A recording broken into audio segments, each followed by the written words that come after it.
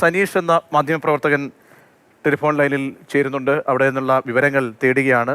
ശ്രീ സനീഷ്, ഈ അപകടത്തെക്കുറിച്ച് ലഭ്യമായ വിവരങ്ങളൊന്ന് പങ്കുവയ്ക്കാമോ? ഒരു 15 മിനിറ്റ് മുൻപാണ് ഭീകര ശബ്ദത്തോടു കൂടിയുള്ള സ്ഫോടനം നടന്നത്. ഇവിടെ പ്രദേശവാസികൾ എല്ലാവരും ഒന്നടങ്കം ഇവിടെ ഓടിയെത്തിയിട്ടുണ്ട്. ഇവിടെ തൃശൂർ പൂരത്തിനുള്ള വെടിക്കെട്ട് സൂക്ഷിച്ച പുരയിൽ അപകടം സംഭവിച്ചെന്നാണ് പറയാൻ കഴിഞ്ഞിട്ടുള്ളത്. 3ഓളം വ്യക്തികളെ ഇപ്പോൾ ആംബുലൻസിൽ കൊണ്ടുപോയിട്ടുണ്ട്. പൊള്ളലേറ്റ നിലയിലാണ് കൂടുതൽ പേരെയും കൊണ്ടുപോയിട്ടുള്ളത്. അതിൽ വെടിക്കെട്ടിന്റെ പ്രധാനിയായിട്ടുള്ള സതീശൻ ഉൾപ്പെടെയുള്ള ആളുകളെ ഹോസ്പിറ്റലൈസ് ചെയ്തിട്ടുണ്ട്. പോലീസ് എല്ലാം ഇവിടെ സ്ഥലത്ത് എത്തിയിട്ടുണ്ട്. പക്ഷേ രക്ഷാപ്രവർത്തനങ്ങളിലേക്ക് കടക്കാൻ സാധിച്ചിട്ടില്ല. ഇപ്പോഴും വലിയ തോതിൽ മരുന്നുകൾ പൊട്ടിക്കൊണ്ടിരിക്കുകയാണ്. അതുകൊണ്ട് തന്നെ ആർക്കും അടുത്തേക്ക് പ്രവേശനമില്ലാത്ത തരത്തിൽ പോലീസ് ഇവിടെ ബന്ദോബസ്താക്കിയിരിക്കുകയാണ്.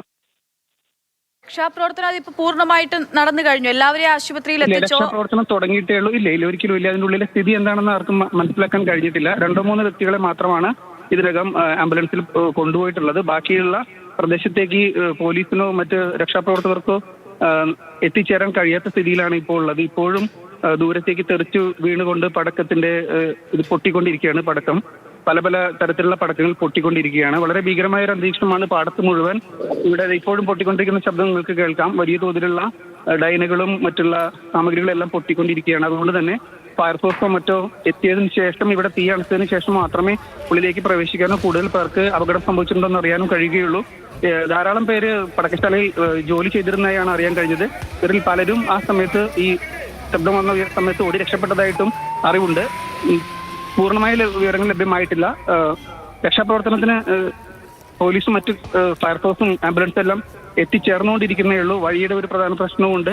ഇടുങ്ങിയ വഴിയാണ്. ഇപ്പോഴത്തെ ഫയർഫോഴ്സിന്റെ ആളുകൾ രംഗത്ത് എത്തിയിട്ടുണ്ട്.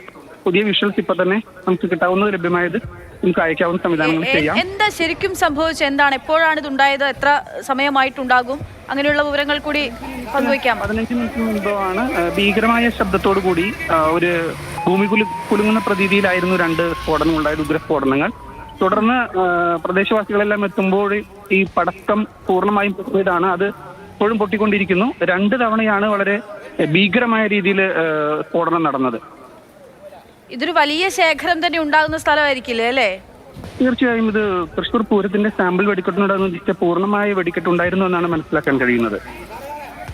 ഈ ആളുകളുടെ പരിക്കിനെ പറ്റിയുള്ള വിവരങ്ങൾ, 40 പേർക്ക് പരിക്കേറ്റു എന്നുള്ള വിവരം നമുക്ക് ലഭിക്കുന്നുണ്ട്. അത് ഗുരുതരമുള്ളതാണ്. പേരെ പുറത്തേക്ക് കൊണ്ടുപോയിട്ടില്ല എന്നുള്ളതാണ് ഇപ്പോഴത്തെ സ്ഥിതി. 3 ആംബുലൻസുകൾ മാത്രമാണ് ഇവിടെ നിന്ന് മൂവ് ചെയ്തിട്ടുള്ളത്. അതിൽ 3ഓളം പേരെ മാത്രമാണ് പുറത്തേക്ക് കൊണ്ടുപോയതായിട്ടുള്ള ഇപ്പോഴത്തെ വിവരം. സമീപത്തെ ആശുപത്രികൾ ഏതൊക്കെയാണ്? ഏത് ആശുപത്രികളിലേക്കാണ് ഇവരെ കൊണ്ടുപോകുന്നത്? മെഡിക്കൽ കോളേജാണ് ഏറ്റവും അടുത്ത് തന്നെ. തൃശൂർ മെഡിക്കൽ കോളേജാണ്. അവിടേക്കാണ് ഉള്ള ആളുകളെ മാറ്റിയിട്ടുള്ളത്. ഇപ്പോഴും പൊട്ടിക്കൊണ്ടിരിക്കുകയാണ് ഇവിടെ. അതുകൊണ്ട് തന്നെ പോലീസ് സമീപ പ്രദേശത്തുള്ള മാധ്യമപ്രവർത്തകരെ എല്ലാവരെയും മാറ്റിക്കൊണ്ടിരിക്കുകയാണ്.